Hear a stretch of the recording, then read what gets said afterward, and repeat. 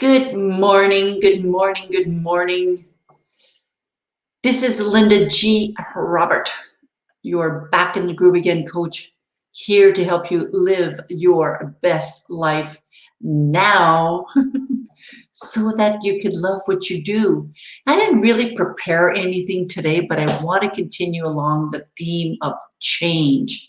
Last Mindset Monday, I talked about when we initiate change. Today, I want to talk more about resisting change, right? The whole month of May, I want to talk about change because I do believe that it's the constant in our life. You know, we've always lived with change. We've always seemed to manage change. But last March 2020, when it was imposed on us, for most of us in the world, a lot of us were initially shocked, maybe even upset and angry that this change had been imposed on us. And then, because we didn't have a lot of choice, we decided to comply and follow the rules and the regulations. But why do people resist change? So here are a few reasons why people resist change. Number one, it's scary, right? People fear being different. They anticipate what the change will be like, and this causes a lot of anxiety, and they think, no way, I'm not going to be able to do that. Here's the example. I mentioned to you recently that I have stopped using my telephone. There's a few other things that I stopped, like eating after 8 o'clock and not eating any sugars. So I had been thinking about this change for the long time, thinking that there's no way that I'm going to be able to live without my phone or live without, eating after 8 o'clock, for example. So because we are creatures of habits, because we love our routines, because I really loved using my phone and I really loved eating after 8, I can't imagine what it would be like, or I couldn't imagine what it would be like to not do those things. So I was really afraid of what that change would bring on. And so I would resist it. I wouldn't do it. So that's one reason why people resist change.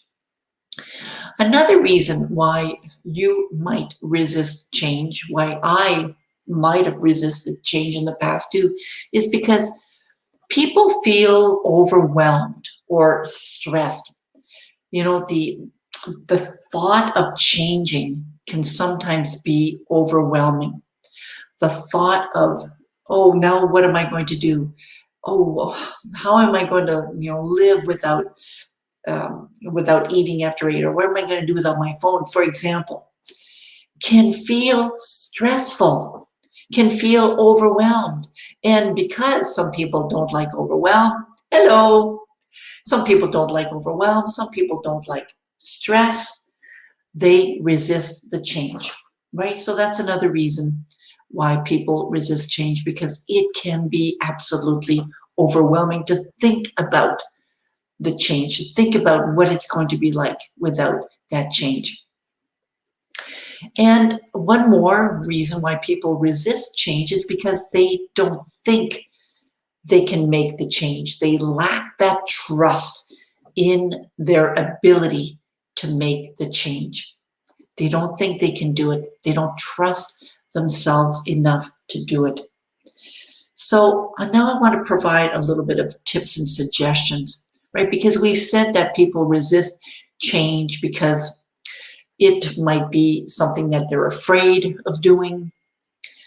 They might feel overwhelmed, or they might just not trust. So one of the things that I'm going to suggest is to change your mindset around change.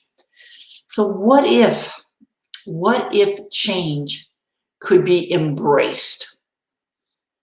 What if every time there's a change, there's an opportunity to grow and to learn and to be somebody different, to be something different? Isn't that a nice way of looking at change? I'm sure that people that have gone through the change because of the pandemic now see themselves as being quite different. Maybe they're more laid back.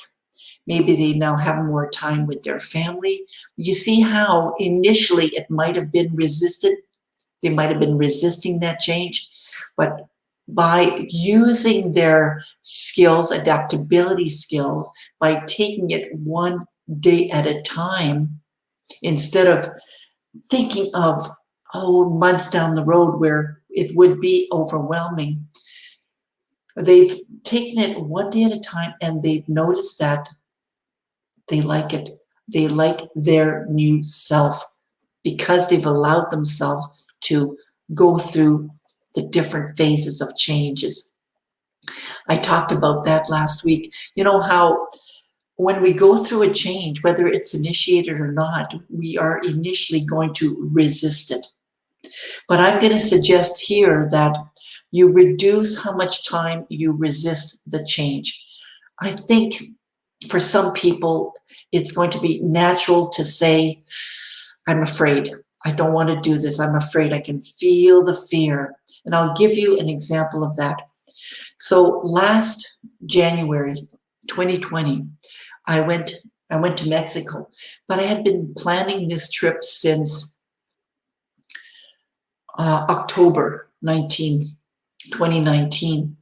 I've been planning it. I've been, looking into Airbnbs. I talked to a friend that lives in Mexico. Now, nothing was etched in stone, but I had been thinking about making this move, traveling to Mexico by myself. Along the way, some friends sent me emails about how dangerous it was in Mexico.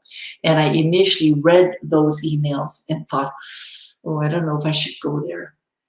I started resisting that change that I wanted to for myself. I started thinking, forget it, maybe I shouldn't go.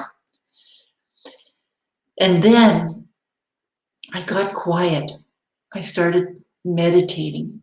I just took some time to myself and started to think about what it is that I really, really wanted to experience. And it was when I took that moment to myself, quieting down, that I realized I wanted to go to Mexico for those 2 months. I really did. So even though I was still kind of experiencing fear, because this was unknown to me, I had never gone to Mexico by myself alone, right? Never did that before. So I knew that I was still kind of nervous about it, but I didn't allow that nervousness to overwhelm me to go. I took it a day at a time and I tried not to think too far ahead of time. I was just thinking about today and then the next day. And then eventually, I think it was the 21st of January, eventually January 21st came and I'm at the airport, right, on my way. So it was really helpful for me to quiet down and to look at what it is that I truly, truly wanted to experience for myself, to reduce that fear, to reduce that anxiety. And it was important for me to also have trust that what I wanted is exactly what I deserve, and I wanted to experience it. So I needed to trust in myself too. So I'm suggesting we embrace change. We may not embrace it right away. Like it might not be the first thing we think of embracing change. But I'm going to suggest that we start embracing change. Because when we embrace change, when we look at the opportunities that change can bring us, just like, Indiana Jones, for example, he says, I don't know what I'll do. I don't know what's around the corner. I don't know what's around that next mountain, but it'll be interesting. That's right. And I'll even add, it'll be interesting. And I'm sure I'm going to manage it. And I'm sure I'm going to manage it.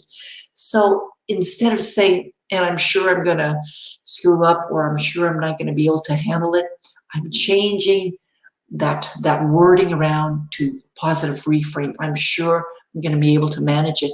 So I'm going to embrace the change, and I know I'm going to be okay with it, right? So it's really talking about changing our mindset around change, but also changing our thoughts around change as well. It's also important to know that I want to just say a big shout out to whoever is watching me. Hi, Abdul. Is this you, Abdul? It's nice to see you, Abdul. How are you doing? It's nice to see you here. We're talking about change. I'm wondering, have you ever gone through change before, Abdul? Have you ever had to go through change? So we want to embrace, oh, yes, so yes, you have experienced change. And what did you do about it? What did you do when you were going through change? What helped you go through change? What kind of things? Oh, you've never gone through change before. I see. Okay, I see. So when you go through change, Abdul, what do you do to help you go through this change? This is what I'm talking about today. So I talked about embracing change. I think the other thing too is when we're anticipating change, it's also nice to know that more than likely, we're going to be learning something. So we might be resisting change, but if we decide to go through the change, we might just learn something from it. And I'm so glad that I went to Mexico because I learned about Mexican people, how friendly they are. I learned a little bit more about the culture. I learned about some family businesses. I learned about some meals that they eat. There was so much. I learned to speak. Okay, so you think sometimes it's better not to talk when we're going through a change. All right. So it's better to keep quiet, to not complain, but to simply take it a step at a time and just walk through the change. And sometimes when we walk through change, we come out of the change learning so much more about ourselves as well. So definitely by embracing change, we are opening up ourselves to learning something. We can learn something physical. We can learn that our life can be completely different when we embrace change. Yes, I understand. So sometimes it is better not to say anything and just to continue moving forward. And eventually we start feeling better because now we are out of that change period. So thank you, Abdul, for sharing that. So we are now. Did you learn something when you went through that, Abdul? Because we always learn something. Maybe we learned that we are more patient. Maybe we learn that we have some resilience. Maybe we learn something about a culture, right? So opening ourselves up to change, embracing change gives us an opportunity to learn something. And of course, when we embrace change, a whole new world will open up. You know, when I first got separated, let's see now, I'm going to talk specifically about marriage number 2. By then I had children, and it was very, very difficult because of course my kids were really, really small, really, really young. And once I got through the initial phase of the separation and divorce, and I started feeling more comfortable. It took a while to start feeling more comfortable with being single. It took a long time to avoid those types of bad habits that weren't helping me. It took me a long time to start incorporating healthy habits as a single woman.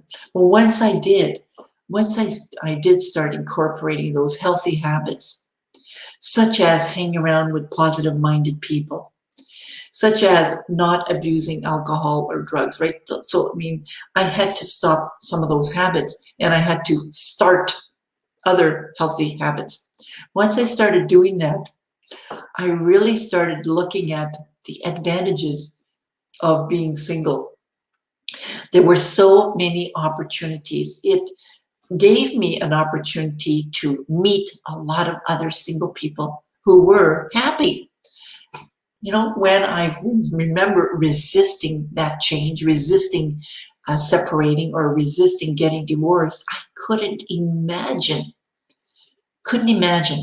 being a happy single person. It was not at all in my radar at all, right? Because I had been in relationships. And of course, when you're in relationships and you know that a change could be coming, you're resisting that because you cannot imagine. It's that fear of the unknown. It's the not being able to trust. It's that overwhelm, like I was sharing earlier, all those different reasons why we resist change.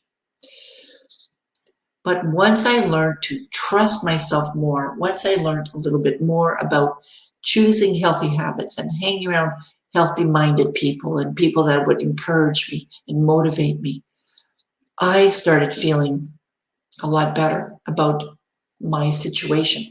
And I started being a healthier single person. And I started, teaching others how to be a healthy single person. It starts with really self-care, self-love, knowing that we are so worth having a new experience in a new life.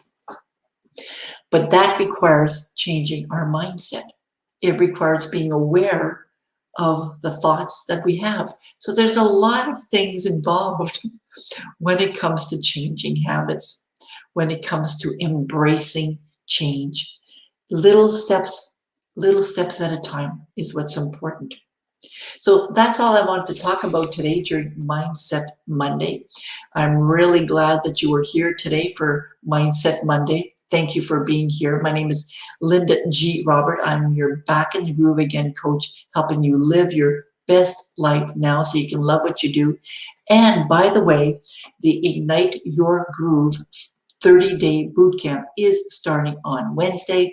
I'll add the link in our chat box so that you can get more information about that. I hope to see you on Wednesday. And have yourself a wonderful, wonderful day. Bye now.